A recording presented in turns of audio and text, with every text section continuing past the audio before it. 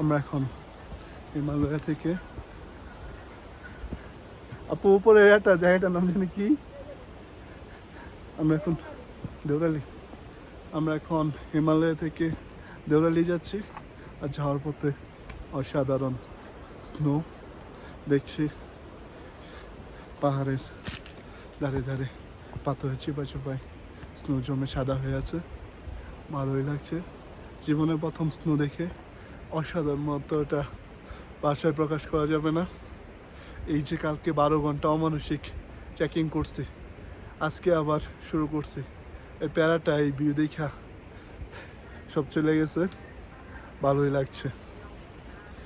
আশা করা যায় সামনে আরও সুন্দর ভিউ পাবো। যত উপরে উঠছি তত স্নোর পরিমাণ বাড়ছে আর বাড়ছে। দেখা যাক আমরা দেওরালিতে কী ভিউটা পাই। দেওরালির পর আমরা এমবিসিতে গিয়ে আজকে স্টে করব।